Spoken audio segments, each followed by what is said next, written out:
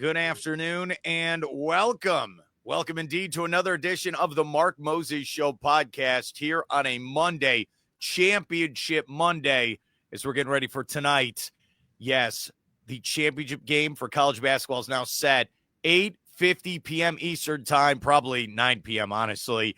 There on CBS, it is the Florida Gators, number one seed, taking on the number one seed Houston Cougars. And we're now joined here from the Anidjar and Lavine Accident Attorney Studios via the StreamYard app. Yes, my great friend, Basketball Coach Billy Mims, who's there in San Antonio to preview it and tell us all of his great stories so far over the last couple of days. Coach, how you doing, buddy? Hey, Mark, I'm in San Antonio. It's championship day for college basketball. The sun is shining. The weather is brilliant. Doesn't get much better than this if you're a basketball fan. You are absolutely right. How crazy was it? We will start there. And I have so many questions, and I have to tell you about my adventures back to Illinois. How crazy was it seeing two games where it's like you needed heart medication with about 2 minutes to go? We'll start with the Florida game. How did they come back against Auburn? We'll start with the early one. Well, you know what was crazy in the Florida game? Auburn dominated the first half of play. No doubt in my mind, Auburn controlled the first half. They built a big lead in the first half. They went to the locker room up at the half with a good lead under their belt. They're up 9 points early in the second half. And all of a sudden, Florida goes on an 11-0 run. And that 11-0 run was really all the Gators need, because once they had that 11-0 run, they got themselves back into the game. They took the lead. They shook Auburn's confidence. And then it seemed like the Gators never looked back at that point. And I thought there's absolutely no doubt about it. When it came down, there were two great players in this game. Walter Clayton Jr. for the Gators, who carried the Gators on his back. 34 points for Walter Clayton Jr. And ironically, this is a kid that played at Iona, I believe, as a freshman, and put up marginal numbers from a mid-major program.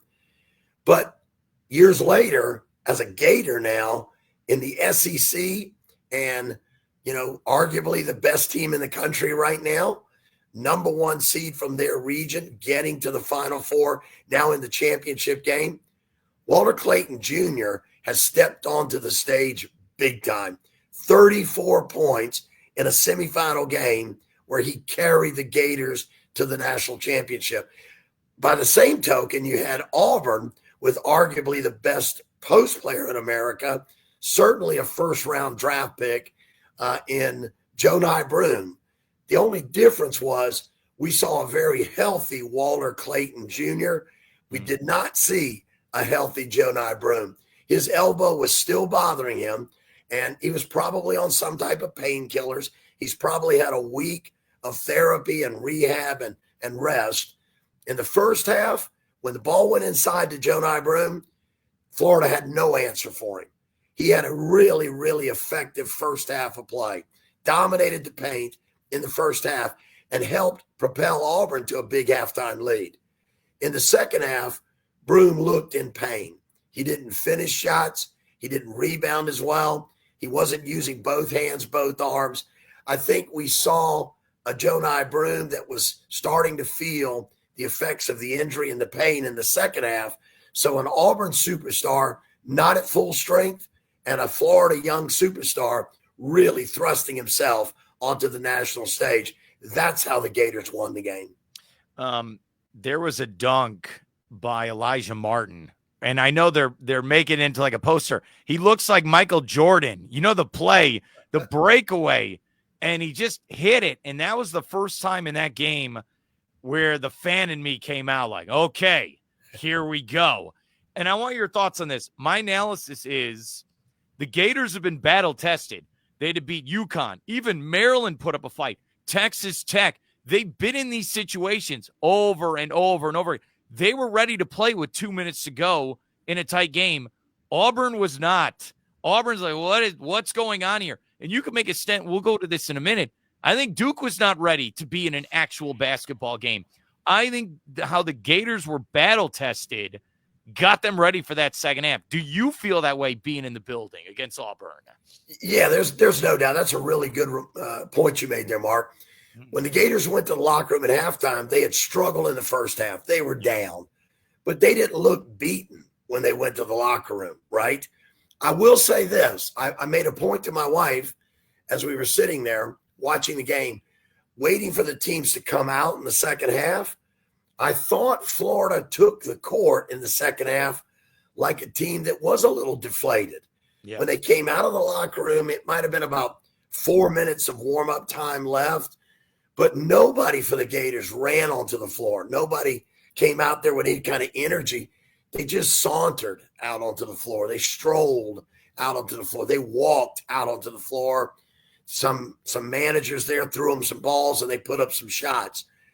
Auburn, believe it or not, ran out onto the court and looked like they were going to come back and continue to play like the Auburn we saw in the first half because of that big lead. So at the half, as the teams came back, one team looked confident, one team looked nonchalant. But the nonchalant team got off to a quick start of the second half. They got some great stops. They got some, as you said, transition buckets. And here's the funny thing. In the course of the game, there were two areas statistically that I thought were sort of night and day, right? For the ball game, Auburn had 11 assists in the ball game. 11 assists. That's not a great amount, right? No. They had 11. Florida only had 7. 7 assists on the night. Florida got a lot of their buckets unassisted buckets, right? But where Florida won the game, their one-on-one play was better, right? They got more transition buckets, breakaway dunks where there is no assist. But Florida dominated the glass, okay? Florida offensive rebounds in the game, 12 offensive rebounds, second chance points. No assist on those second chance points, right? They just go get it. I'm going to go get the offensive rebound. I'm going to put it back. Florida had 12 offensive rebounds. Auburn only had 9 offensive rebounds. Defensive rebounds, Florida had 26.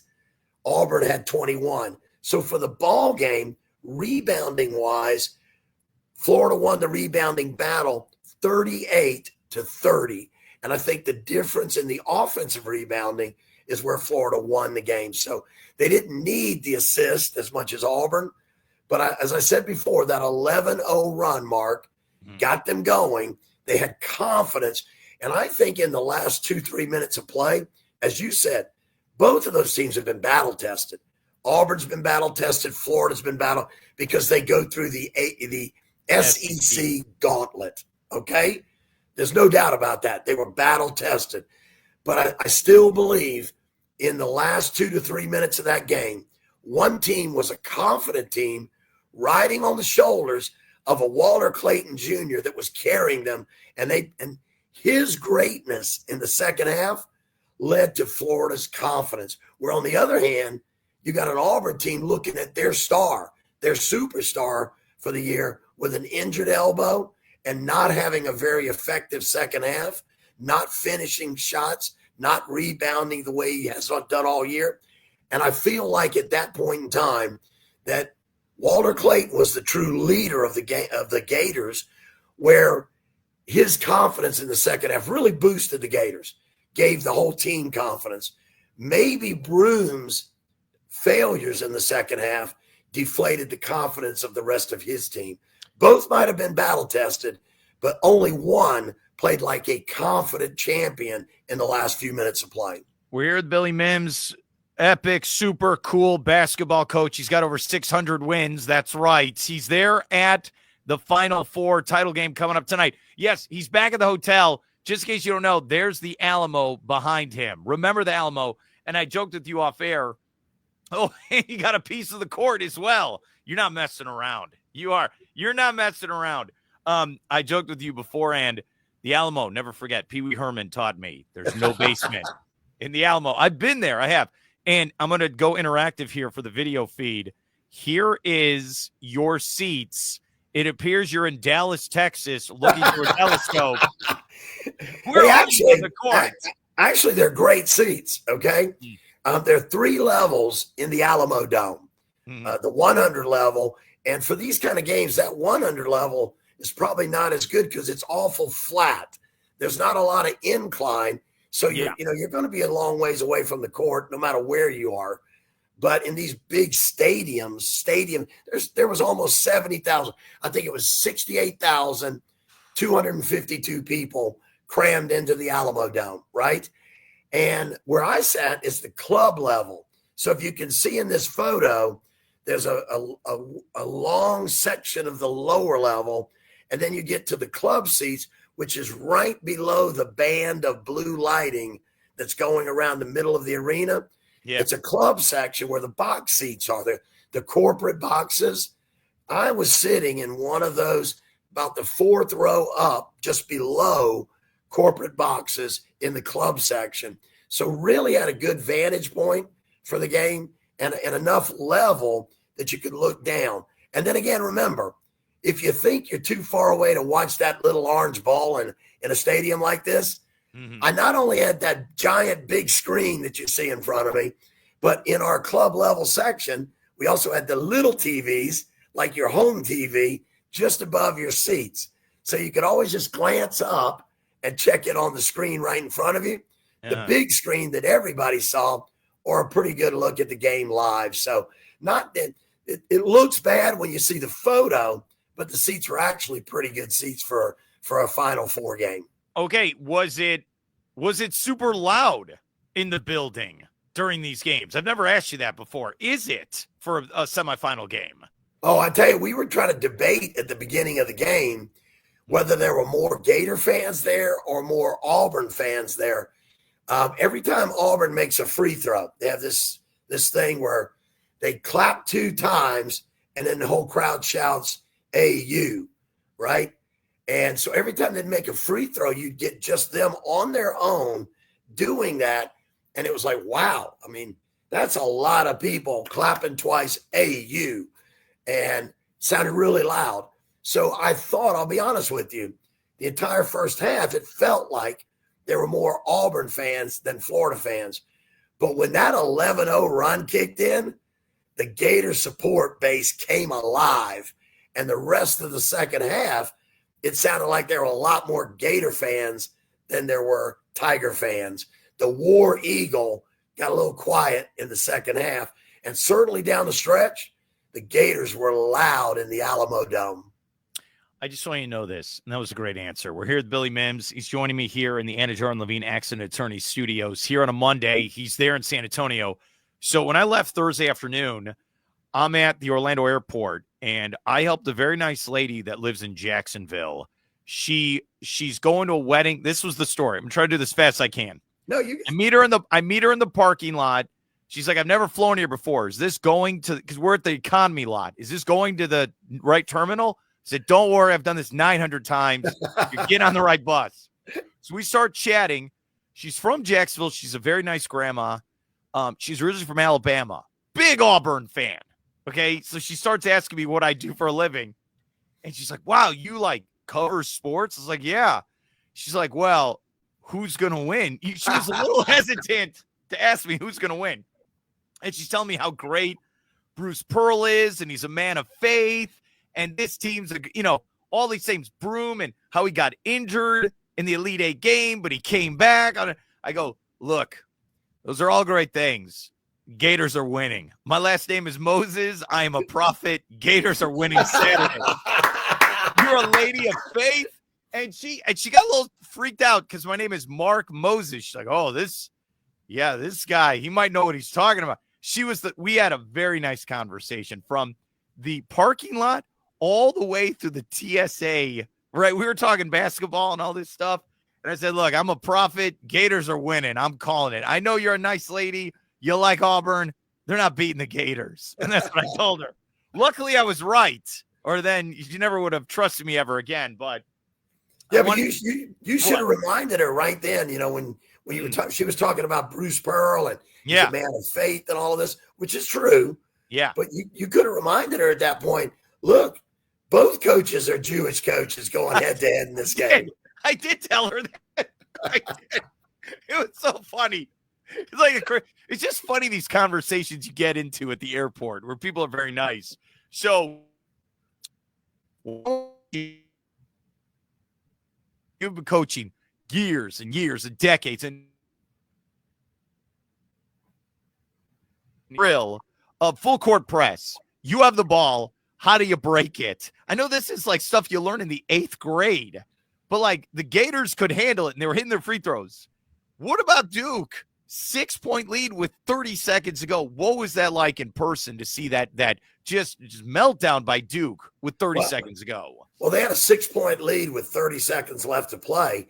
But over the last minute of play, I think Houston went on, I believe, Mark, an 11-1 run over the last minute or so of play. 11-1 run to come from behind and win the game. And I said, as we were looking at it, my wife said, she turned to me and she said, it's over, right? When Duke had the big lead, I think they were up 9 at that point, right? And I looked at it and I said, well, there's enough time for Houston to come back and win this thing. There's definitely enough time for Houston, but they need everything to go right for them. They need to find a way to win ugly. That was my quote. Houston can't win this thing playing cool. They got to win it playing ugly, which means they're going to press. They're going to press every chance they get. They got to get turnovers and scores. And if they don't get turnovers, they got to hope that Duke misses shots, makes bad decisions, or misses free throws. So much has to come into play for Houston to come back and do it. And they did it. And as you said, everybody's been talking about how can you not break a simple full court press when you're one of the best teams in America, right? And there's a couple of things I look at there, right? Number one, Duke is under so much more pressure to get it in than Houston is to steal it. Yeah. There's a lot more pressure. Houston's just trying whatever they can. It's like the old saying, let's just throw the kitchen sink at them and see what works, because we're losing and we're out of time. We got to come up with an answer. All Duke has to do is get the ball in bounds, hang on to the ball, get fouled, and make free throws. That's all you have to do when you're 6 up with 30-some seconds to play, right? They couldn't do that. They struggled to get the ball in bounds. And on the one, the critical one that went against them, and they didn't come up with, and the steal that comes their way, right, for Houston, Houston not only misses the wide open three that you look at and say, oh, my God, that would have been great. He missed it. But they get the offensive rebound. Yeah. So I looked at it, and I kept watching Duke's failure to succeed against the full court press. And a lot of it I thought was they were too nonchalant, number one. And number two, they didn't have their players spread out enough. They were too congregated. They were too easy to guard, okay? They kept doing the same thing, and they had too many players centrally located, congregated together instead of spread out. When you spread your players out and you do different things each chance you get, you become harder to predict and harder to guard. In this situation, Duke was easy to predict by Houston's defenders, and they were easy to defend. When you're predictable and defendable, you have a problem. And there were some signs being held up. I don't know if you saw it or not. Earlier in the game, when Duke was winning, they were holding up signs. Houston, you have a problem. And for us back on the Space Coast, we understand that NASA connotation there. Houston, you have a problem, not Houston, we have a problem. But I thought at the end there, when Duke was trying to break the press, Duke wanted to wave one of those flags and say, Houston, we have a problem. Okay. Yes, you're absolutely right. It was crazy. I'm going to ask you a tough question, and I think this is going around. We always talk about the triangle where you're there in Raleigh and all that. I think about the TV, radio, podcasters. Does Coach K lose that game for Duke? That's a great question. I mean, obviously, everybody would like to say Coach K's way more experienced, and Jon Scheyer is a great young coach, but doesn't have the experience of Coach K in those situations. I don't want to go there and say Coach K doesn't lose that game. I don't want to go that. I'm not going to throw Jon Scheyer under the bus, okay? And that's from all my years of being a coach. I am a veteran coach, but I can tell you, Mark, in those situations, veteran or young coach, almost irrelevant, because the players on the court are the guys who make the decisions at that time. So everybody wants to say Jon Scheyer should have done a better job. I want to look at it and say those Duke kids should have done a better job. You don't just draw up those inbounds plays in the national semifinal with 35 seconds left. You don't just say, hey, guys, look, let's try this we haven't done all year. At the moment of that situation, in the national semifinal with seconds left to put you into the national championship, you're going to your bread and butter.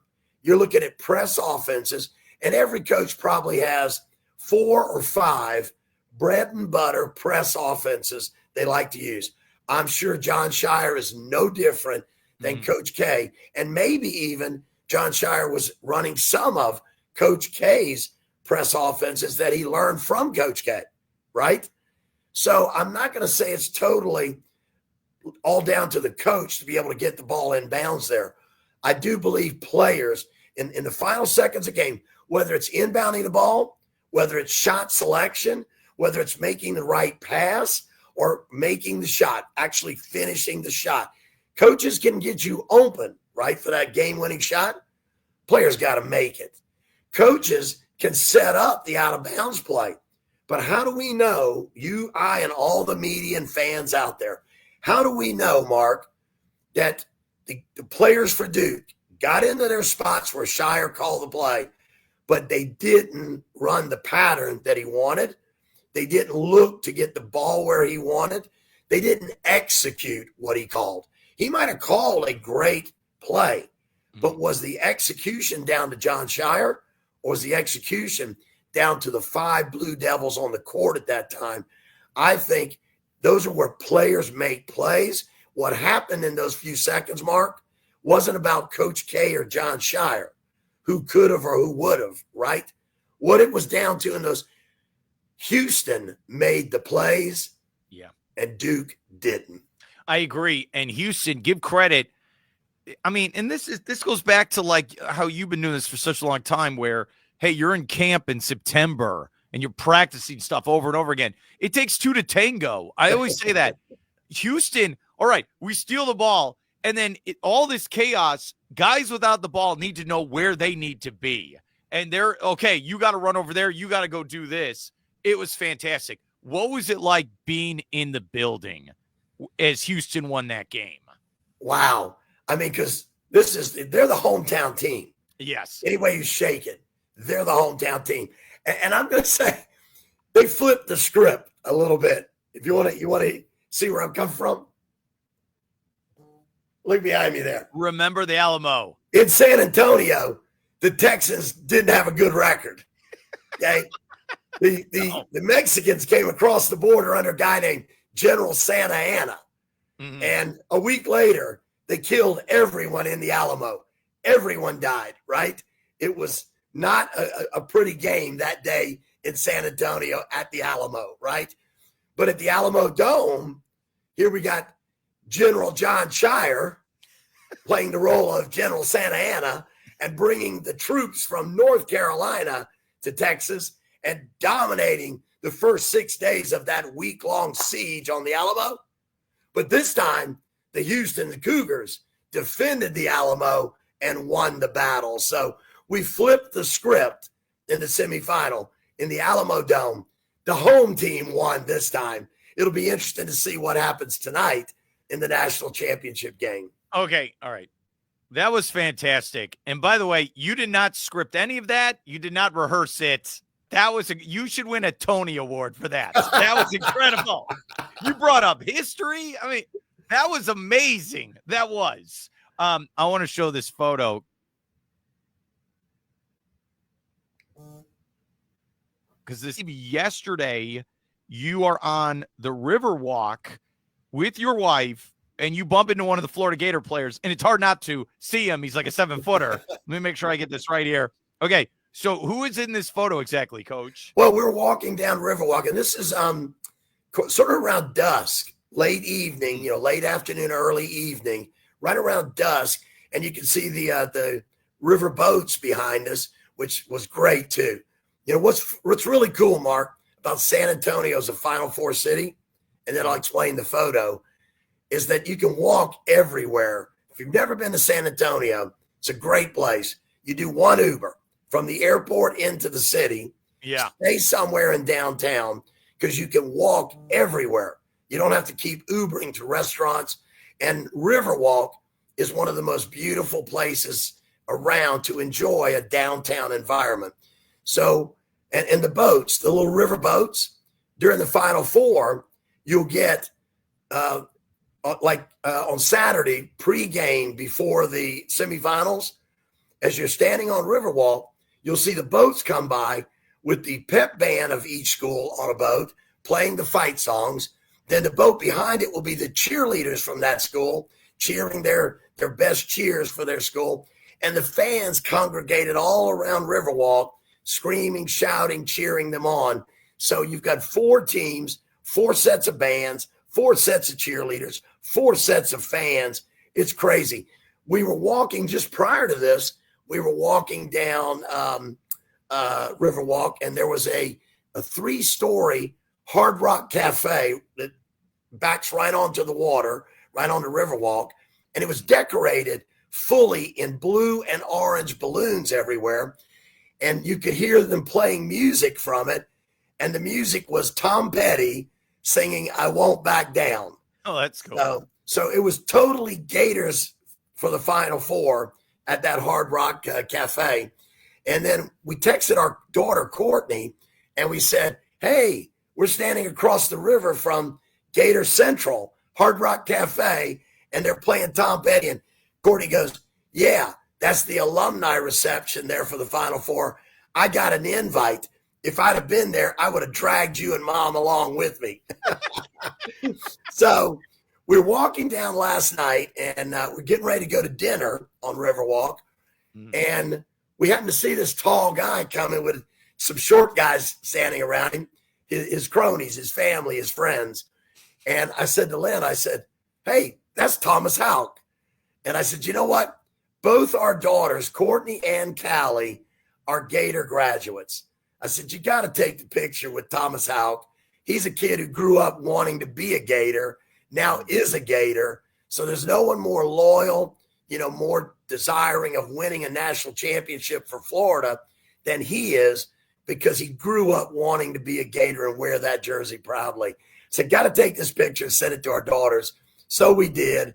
And it's Thomas Houck, who's been coming off the bench, playing starter minutes and putting up starter numbers.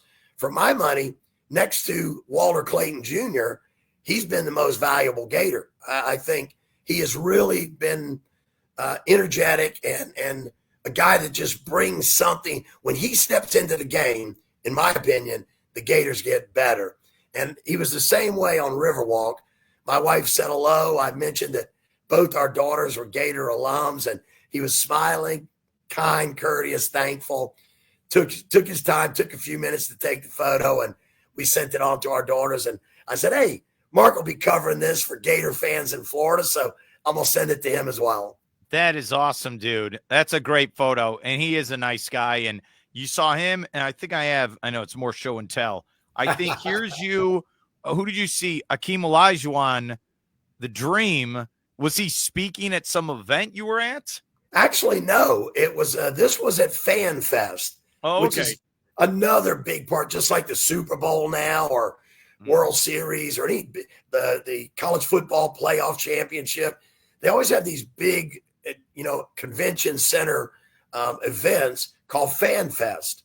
and you go into it, and oh my God, even the people who can't go to the games are at Fan Fest. So it's such a family-oriented place, and it's just really celebrating the game of college basketball. So as you go around Fan Fest, there's all these events where you can shoot baskets, you can dunk baskets on lower goals for guys like me and you.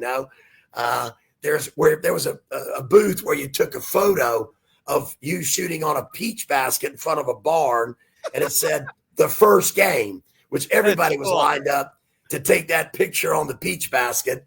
And then they even had an ice cream stand giving away free ice cream, Mark. And they were giving away these little beanie hats there. And on the hat and on the ice cream truck, it said Ice Kareem. That's awesome.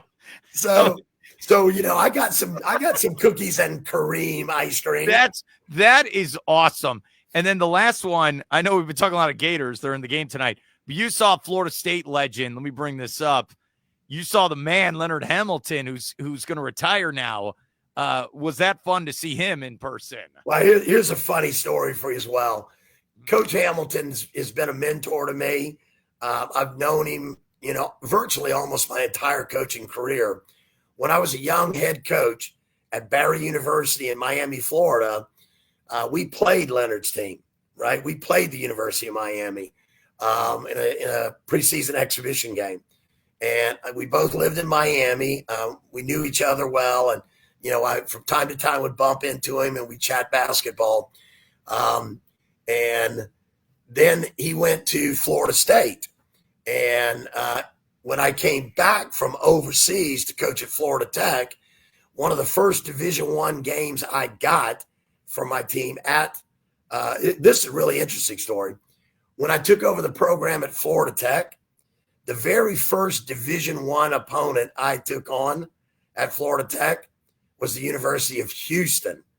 And we flew from Melbourne, Florida to Houston, came out and played in the legendary arena on their campus with all the Phi Slamma Jamma banners. So my Florida Tech career began really coming out to Houston, Texas, and playing the Houston Cougars, who are going to be playing tonight for the national championship. So I've got a little, my heart's kind of out for Houston. Leonard Hamilton gave me a game a year or two later, taking our team up to Tallahassee to play Florida State. And when we went up to play Florida State, I'll be honest, they gave us the largest Division I game guarantee in my 20-year career at Florida Tech. And it was because of Leonard Hamilton and remembering me and friends with me from Miami. And he said, hey, look, I know how tough it is for Division IIs. We want to take care of you. I said, Coach, this is a lot of money. You sure you want to do this? Yeah, Billy, I know how you can use it. We have it. We want to offer it to you to play the game. So it was tremendous. Again, just a great ambassador. But Saturday, when I ran into him, on Riverwalk, I was actually standing there talking to two old friends from England, coaching buddies from England that come over every year to the Final Four. And Mark, I'm standing there talking to him like I'm talking to you. And somebody grabs me on both my shoulders from behind, shakes me. And the two guys in front of me are like this. They're like, all of a sudden I'm talking to them and their face goes like, oh my gosh, And so I look over my right shoulder and I can't see the guy. And I look over my left shoulder and I can't see the guy. He's moving back and forth, So finally I just completely turn around and it's Coach Ham. And Coach Ham's like, Billy, how are you? I haven't seen you in a while. That's the Leonard Hamilton I know. I didn't have to go running up to him, and nobody does. When he sees somebody he knows, he reaches out.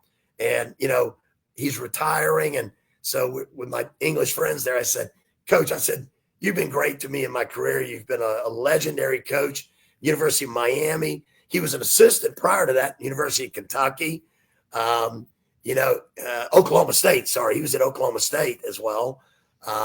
He's been around. He's from Martin, Tennessee, I think, and played at UT Martin himself. But he's worked for some legendary coaches.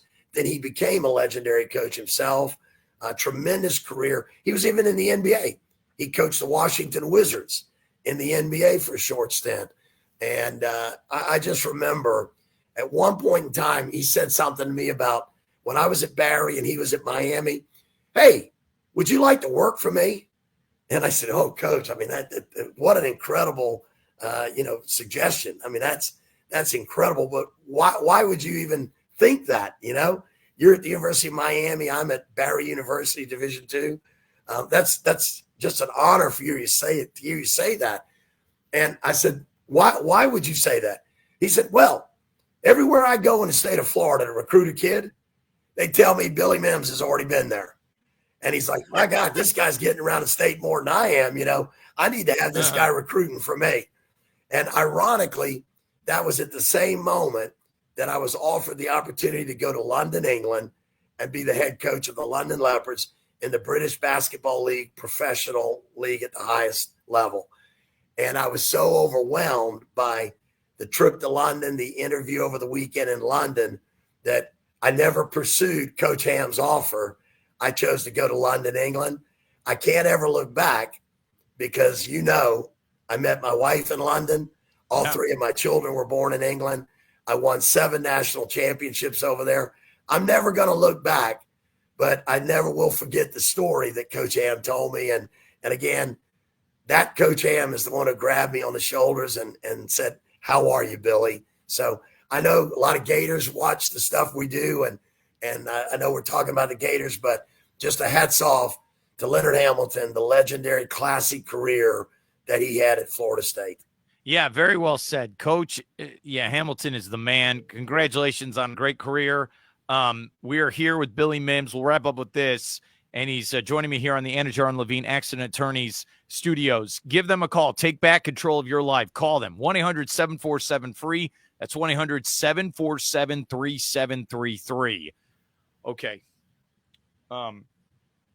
Tonight, it's a hot ticket. It's a 1-versus-1. Both of them, I think, are 35-4. Gators are only a 1.5 point favorite in this basketball game. I think there are a lot of Gator fans in this state who are like, yeah, the Gators are winning tonight. I am nervous. I think Houston, what's the best way to describe them? I feel like they got a bunch of Kawhi Leonards out there. They got length. They're nasty. They can play defense. And they shut people down. You're only getting about 60 points on them. And go ask Duke, who is a juggernaut. They got shut down in that game. What do you think of this basketball game tonight that you're going to at the Alamo Dome? I think the championship game is going to be a real test of styles, right? You're looking at a game with 2 great teams, two good coaching staffs that have done a good job getting to this point, having tremendous years. You don't get here without a great resume. The days of Jim Valvano and the Cinderella getting to the championship game and winning it all after having lost more games than any team ever in March Madness and being an underdog in every single game along the way, those days are gone, okay? NIL, transfer portal, changed all of that. You got to be a juggernaut, a powerhouse to get to this championship game. And you got to be one of the best teams in the country consistently throughout the year. That's what we have tonight. 2 of the country's best teams from, if you look at it again, 2 power 4 conferences going head to head, SEC versus Big 12. Ironically, this shows you the changing landscape of college sports, Mark, right? The SEC and the Big 12, traditional basketball, football, traditional football conferences, now basketball powerhouses, right? And they say, in the SEC, it just means more.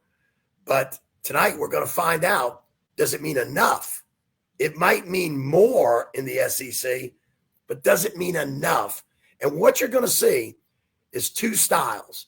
The Gators have a high-octane offense. The Gators can put up points, okay? They're a team that can score a lot of points, and they can get hot quickly, okay? Whereas on the other side, you've got the Houston Cougars and Kelvin Sampson.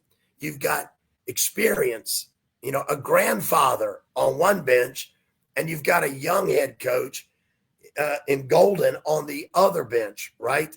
You've got age and experience and wisdom against youth and energy on the other. It's a tale of two types of coaches. It's a tale of two types of styles, offense versus defense. Kelvin Sampson believes they might have the best defensive team in the country. But besides pure basketball, here's where we're going to see whether or not this pans out, Mark. Kelvin Sampson says he recruits culture. He recruits kids that are tough. They've been saying throughout this tournament, way back in August, they were on the track at sunup in Houston, on the track, not in the gym, on the track and running and running and running and timing their kids in the mile. And their kids average 5:19 mile time, right? At sunup in Houston, Texas, because Kelvin Sampson believes in toughness. So he's shouted that mantra all year that his team is tough. So we're going to find out, does toughness and defense win against high-octane offense? Because Florida has a lot of guys that can score, especially an NBA soon-to-be Walter Clayton Jr., who his 34 points in the semifinals carried the Gators to success. And I'm telling you, they didn't have an answer for Walter Clayton Jr. He could score whenever he wanted to. Will it be that easy for him to have a 30-point game tonight? Will they need a 30-point game from him tonight? I don't know. But this game, I believe, is going to be won in the trenches. It's going to be a game between defense versus offense. Can the offensive team score more against a great defense? Or can the defensive team shut down the great offense enough to win? I think it's two things, Mark. If the Gators win, they'll win by scoring a lot of points, right? They'll be able to score against that tough Houston defense. And if they score a certain amount of points, I think Houston's style of play, because they're more of a half-court oriented team, they can't come back. I know they did against Duke, right? But it was a low-scoring game as well. If it gets to be a high-scoring game, to me, there's only so much that Houston can score. If it's a low-scoring game, if Houston's toughness and defense control the tempo, then I think the Cougars will again flip the script and the Texans will win in the Alamo against Santa Ana coming from Florida to Texas. So my feeling is this. If it's a high-scoring, high-octane game, the Gators win. If it's a low-scoring, low-octane game where Houston's tempo and toughness control that game, then the Cougars win. A tale of a young coach versus a veteran coach, and a tale of offense versus defense. Okay, if I'm Houston, I'm not letting, and look, we're going to find out, like you're saying, I'm not letting Clayton be 30 points. Sure that I'm going to let some of these other guys, like if you're Martin or Aberdeen, some of these other guards here, you're going to have to step up.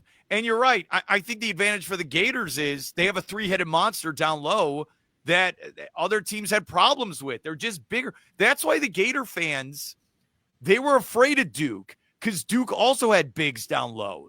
Duke and Florida are the two biggest teams down low. Now they're gone. But I'm with you. If I'm Houston, I'm going to make this as ugly as possible. I want this game in the 60s. I want it to be. And I'll just tell you this. Last week we talked about Clayton. I made this point where because of the tournament run so far, Clayton got himself into the draft lottery. Now I'm going to take it even a step further. I think the ESPN Monster Machine saw that game Saturday night. They're going to hype him even more. I think Clayton's going to be the 2 or 3 pick in the draft now behind Cooper Flagg. Flagg's still going to be number 1. And I think Clayton's going to be 2 or 3. I heard people say he's like Jalen Suggs. I think he's going to the top 3 now. How about you, Coach? Well, and it also, I agree completely with your analysis there, right? How high he goes, I think, will depend on, does he have another He's on the biggest stage of his life tonight. Yeah. Right? Does he stand out on that stage, Mark? Does he put on a second performance like he did in the semifinals? Does he carry the Gators on his back? And does he win a national championship? If he has a 25 to 35 point performance tonight and the Gators win, yes, he's catapulted himself into the top 4 in the NBA draft, in my opinion, right? I tell you somebody else that I think has done a wonder for himself in the tournament through March Madness, Con Knippel. Knippel, everybody wanted to talk about Cooper Flag. I'm going to tell you what, Con Knippel is as responsible for Duke's success this year as Cooper Flag is, because that kid has done more. That's a Wisconsin kid that's just solid. He's one of the old. He's not going to outjump anybody. He's not going to outrun anybody. He's almost like a smaller Wisconsin version, a poor man's Luka Doncic. Okay, am I saying he's a potential GOAT and supermax NBA guy? No. But what I'm saying is, what makes Con Knippel great is his basketball IQ, his passing ability, his ball handling ability, his decision making, his shooting ability. So he does so many things. His skill sets are phenomenal. To me, that sets him apart from a lot of people. He's the kind of guy, and again, here's the thing why I say Doncic and him are comparable. Doncic plays the game by pace. His pace is what makes him great, because he doesn't play the game at the normal pace that most NBA guys play at. Well, Con Knippel doesn't either. He plays the game within his pace. He makes the defense adjust to his pace. And sometimes that's a little different for guys who play 99 miles an hour to put their gear back a couple of notches and play the game at a 45 mile an hour pace, right? But Luka Doncic has become famous for that, playing the game at his pace and succeeding. Con Knippel does that in a similar way himself. So whereas Walter Clayton Jr. has catapulted, I believe Con Knippel is now in a lot of people's minds and in some draft equations as well. Okay, I just want to say this to you, and I know you're going to go, and you're getting ready for the game tonight. It's going to be on late, 8:50 or so Eastern time, 7:50. Look, who knows? Probably 9:15. You know, they'll do all these theatrics after a while. My favorite comments I got on YouTube about you, so I see them all. This is my favorite one. So people were saying, Coach is the man. Love hearing Coach talk. Coach, you know, all these positive things. Right. My favorite one I got from someone was, you know, I've been hearing Coach Mims on Mark's show for years. Love Coach. I thought he was older than he looks. I was like, hit your voice so deep. They must have think you're 95 years old. No, he's a young whippersnapper. I thought you'd hear that. I had to let you know that. I saw that over the weekend. Love Coach. Thought he was older. Huh. Wow. See. Hey, whoever that fan is, Mark, let me know who they are. I'll make sure I send them something, you know, checks in the mail or give them a nice souvenir from the Final Four or something. Yeah. That's I appreciate that. You know, the funniest one I got the other day, I was talking to somebody who watched our show, right? And the comment was from him, and you got great hair. So you do. You have the best hair. You have the best hair of anyone I know. I cannot pull off that hair. It's incredible. Okay, are you flying back tomorrow? Yes. What's the game plan? Okay, all right. So if you want, we'll come back on Wednesday then, if you're available. Okay. I'd love to, Mark. Always enjoyed talking hoops with you. Yeah. You're one of the finest I've ever been. I've been a lot of podcasts, a lot of shows, radio, TV. You're one of the best, Mark, because you have that drive, that passion, that enthusiasm. You break it down really well. You see the game and all sports. You're great at covering all sports. So it's been an honor to know you, to consider you a friend. But it's always an honor and a pleasure to come on and talk sports, especially basketball. And hey, you know, we got the NBA playoffs coming up next. So I mapped it out in my notes. Don't worry, where there's 4 regular season games to go. And then next week, the play-in tournament. Like, it's going to be fun. I'll just tell you this. I'll let you go. So I'm at my brother's house in Evanston, Illinois, which is like, pretty much right there in Chicago. What were you doing at Wrigley Field, though? I know, I'm a White Sox fan. My buddy and I went. I said, what the hell? It's the second time I've ever done that where I've gone to Wrigleyville on opening day. It was so much fun. I'll just tell you this with the Gators. And come back Wednesday and we'll talk about some of those stories. So my nephews, one's like 7, one's 9. The 7-year-old's like really into sports. It's like a little Mark running around. Like he's really getting into it. So we're watching the second half of the game at my brother's house. And the 7-year-old's like, hey, let's play video games. I was like, no. I was like, I had to be very stern with him. No, I have to watch this. Okay. No, come on. No. Like he's never really seen me kind of being stern with him before. And when Elijah Martin hit that dunk in the breakaway, I really started yelling. And he kind of got spooked there for a second. Like he's never really seen this part of me before. Okay. Like this is for real now. This isn't playtime. This is do or die basketball time. All right. Coach, thank you so much for coming on. Enjoy the game tonight and have a safe trip back here to the Space Coast. Thank you, Mark, and enjoy the game there in Florida. And let's see, Houston or the Gators? Cougars, Gators, Florida, Houston. Offense, defense, can the Texans win tonight and defend the Alamo? Great stuff. I'm going to let Coach go. He was awesome. Great 45-minute conversation there from San Antonio. Yeah, this is the Mark Moses Show podcast, and we are here on the Anidjar and Lavine Accident Attorneys Studio. Take back control of your life. Call them today at 1-800-747-FREE. That's 1-800-747-3733.